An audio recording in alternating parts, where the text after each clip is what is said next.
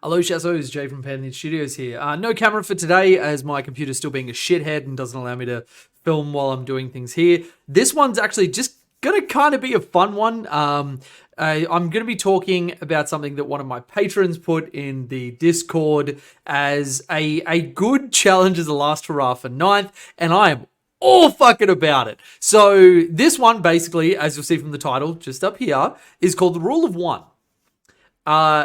So the challenge was go and play in an event. Now, there was no win condition, but I'm going to set myself at least having more than a 50% win rate with a list where I'm allowed to include no more than one of a unit. Now, I've put a couple of extra little steps on this that I am not allowed to, every unit that I take must be at the minimum that you must take that unit. So I could take a crisis unit and go 5 of them, but I'm not going to. The minimum size that a crisis unit must be is 3. That also means, pause for dramatic effect, my Kroot hounds have to stay at 4, and I can only take one of them, which is literally breaking my heart. But I've just constructed a list, so I want to run through it with you guys. There's going to be some very, very familiar things that you're going to see here. This is not intended as being something that I want anybody to think about emulating or whatever. This is just something that's kind of fun for me to see out 9th, have a little bit of a challenge, have a laugh, get some footage, and, just kind of enjoy the last of 9th Tower before the indexes come out. So we've got, we're running Borkhan Sept because Borkhan is my absolute favorite. We're running the Coldstar. He's our Seeker of Perfection guy. Now, this was a guy that was sort of outfitted in a very similar way. If you've seen my interview with Hayden Walduck and the list that I was running my Ghost Kill with, this guy is an MVP in a lot of the games.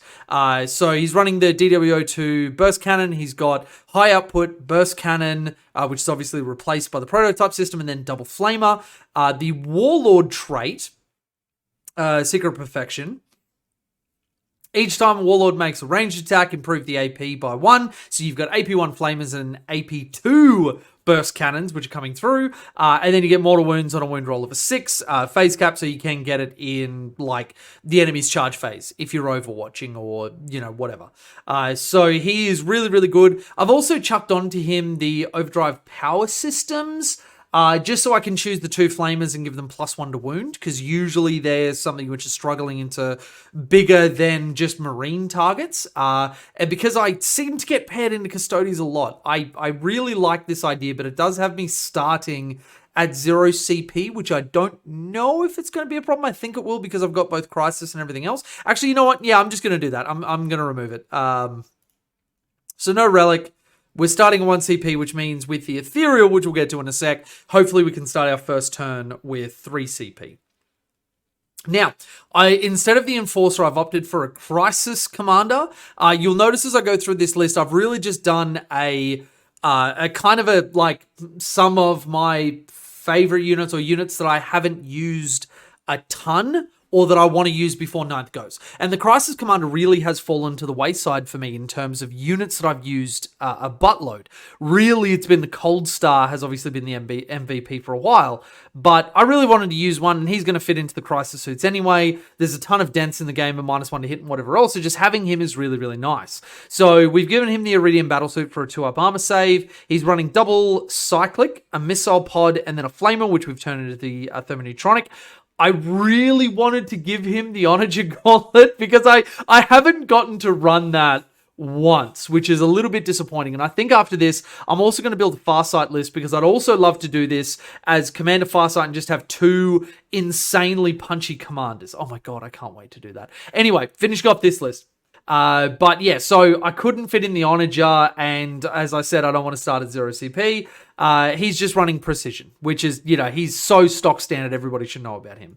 Ethereal, nothing special. He's my Exemplar of the Kao Yun character. He's got Sense of Stone and Wisdom of the Guides, because Sense of Stone we can now give to either the Crisis suits or to the broadsides.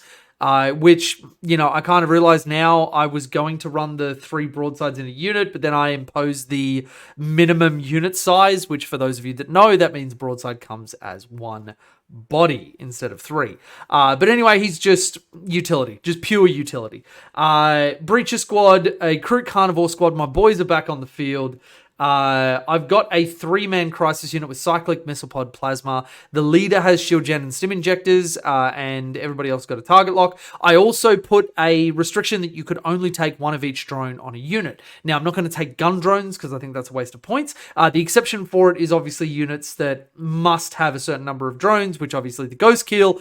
I've included just as a fucking meme. I could take this out for something better, but I'm just not going to, because I want to play some more with it. We didn't get to play this competitively, and there are so many people that love it, and I'm coming around to liking this unit, not because it's powerful or whatever else, but just because I am a massive fan of the underdog story. So they've only got 1 marker, 1 shield. I think I've got 1 marker on the Ethereal or someone, but anyway, I had to fill points somewhere. Then we've got a Ghost Kill, Fusion Blasters, Cyclic Iron Raker, and Early Warning Override. Just for the anti-charging stuff. I haven't put on the Auspex thing because I needed the points. Min Kroot Hound unit, Pathfinder unit with no other accoutrement aside from the 3 rail rifles, and then just a Vespid squad because fuck it, why not? My mandatory is heavy support, even though I could have done fast attack, but it doesn't really matter. Broadside with ATS, heavy rail rifle, and twin SMS. Hammerhead with double accelerated burst cannon, and then just the railgun, obviously, not going for the ion gun, that shit sucks. And then a Riptide with Plasma's ion accelerator, multi-tracker, target lock, velocity tracker, all very, very standard stuff for the Riptide. Then I've chucked in my Sunshock Bomber, because why the fuck not? I mean, we saw with ANZTC going on just this past weekend, there are a bunch of lists that were running Sun Sharks. I'm really, really glad to see him back, and I'm going to run one as a last hurrah. Then I've got a Soul Devilfish because I couldn't take more than one of them. So this is my 2,000 point list. As I look at it, it is very, very broad in what it brings. I don't think I'm going to struggle to win games, but I think that it is going to be a slog. It is going to be an absolute goddamn slog to get people. So, but I think it's got a lot of tricks. This will really test me as a commander, which I kind of love. And it's not for anything that like any of the units that I've included are bad. It's just that like when you're running a 3-man crisis unit without a stealth suit with homing beacon support, it is obviously less powerful than if you're running a 5-man crisis unit and, you know, just dropping something else from the list. But, you know, when I look at it, the powerhouse is in the HQs. It's a very versatile 3-man crisis unit that can either manta or start on the field. It's Pathfinders that are surprisingly difficult for your opponents to deal with if you use Recon Sweep well. Or even just, you know, use move, pre-game move, Recon Sweep move, and then charge somebody after that so that you're into a transport they don't want you to touch or something. That can be really, really obnoxious. Vespid is a great deep striking flex. They're very, very fast. They're guns and marine killers. I mean, look at this shit. 2 shots apiece, so it's 10 shots from the unit, strength 5, AP3, damage 2.